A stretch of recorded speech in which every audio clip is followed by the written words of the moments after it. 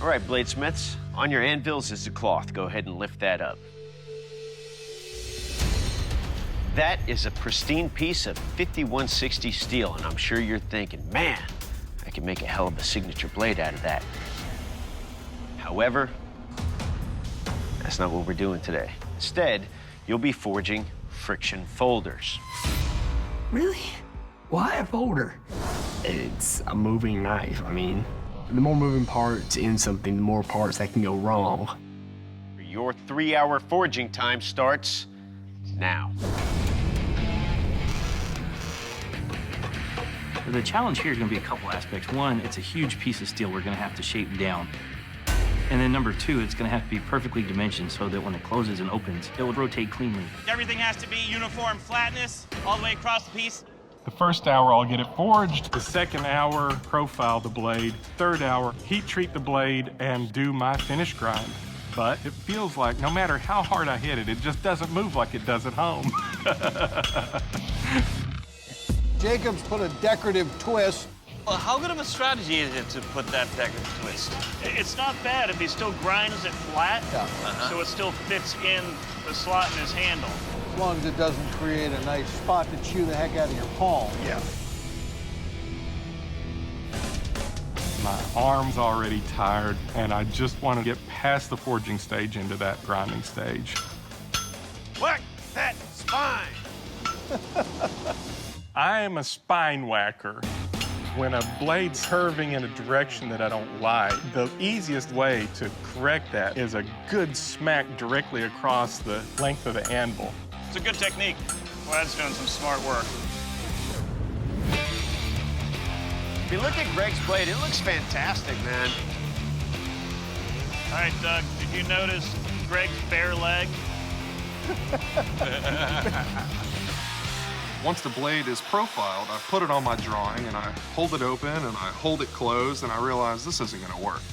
I think it's the first time I've seen a smith go back to his drawing and start modifying it during the challenge. Since I'm following the drawing every step of the way, I realize I need to make a change because the ricasso is not gonna fit right in the handle. I don't have a lot of time to make mistakes, if any, but one of my favorite sayings is, don't hold on to a mistake just because you spent a long time making it. I'm grinding this knife out, and I'm like, wait a second, this ain't long enough? If I were him, I'd try to draw another inch or so out of that blade for ricasso. And I realized this blade is like right on the dot of 8 inches. I can't work with that because I don't have any freedom to do anything with it, really. Like, I did drawing it out a little bit more. It has to be within the parameters, and if it's not, I'm gone. Woo. That is the most dainty hammer we've ever seen pulled out of the forge. You waste a lot of energy that way. A lot. Those arms are tired.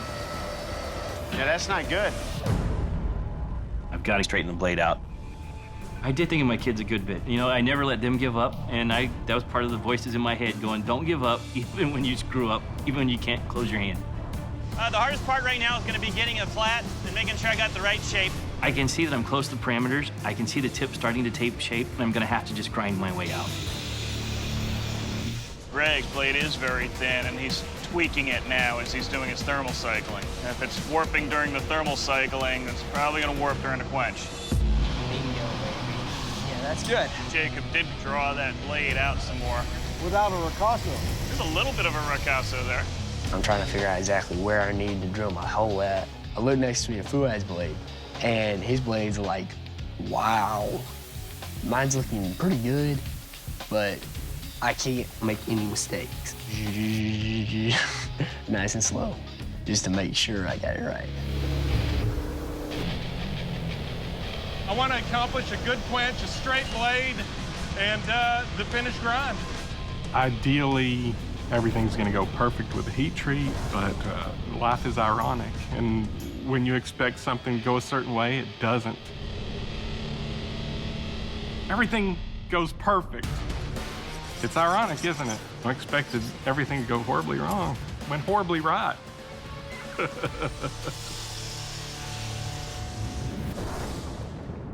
Woo, that thing is hot. Way too hot. So Greg's in the quench. Jacob just quenched his blade. Oh, Greg's fighting a little bit of a warp. That thin blade. 10, 9, 8, 7, 6, 5, 4, 3, 2, 1. Bladesmith, shut down your machines. This round is over.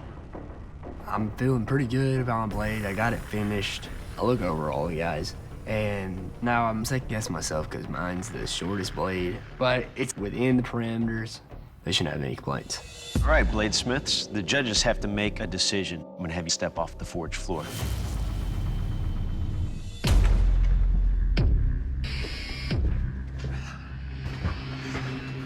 All right, judges, do I even need to talk about Fuad? From what I heard out there, he's a shoo-in for the second round. Absolutely.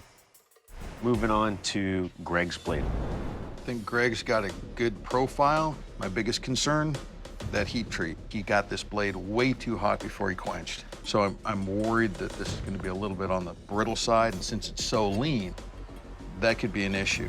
All right, let's move on to Kyle. Oh, there's mine. Clip point's real cool. If you got to stab something, that's gonna work good. Overall, it's a nicely shaped blade, but Kyle's got multiple warps. I mean, his blade is literally going in 3 directions, zigzagging. It's not a fixed blade, it's a friction folder. That's gonna throw your mechanical joint all off. Moving on to our next bladesmith, Jacob.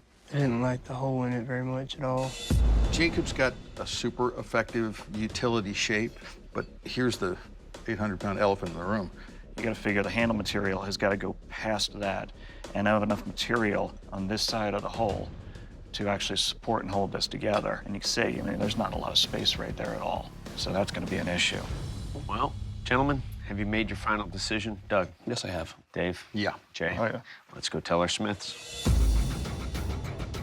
Well, bladesmiths, the judges have made their final decision. It's time for one of you to leave the forge. The bladesmith leaving the forge is Kyle. Kyle, I love the profile of that blade, having that sweep coming up. But if you look down the length of that blade right now, you'll see that blade goes down 3 different directions, looking on the spine side. If you turn it over and look at the edge, you've got a severe twist going off to one side. It's gonna be almost impossible to fix that twist, so that's why we're letting you go. Thank you. Kyle, you may surrender your blade. I wanted to show my kids in this competition not to be afraid to try anything. Thank you very much. Even if it means failing. I'm still walking away proud of what I've done. I turned in my best effort in spite of all odds and continued to push through. If they can take away anything, I hope they take away that.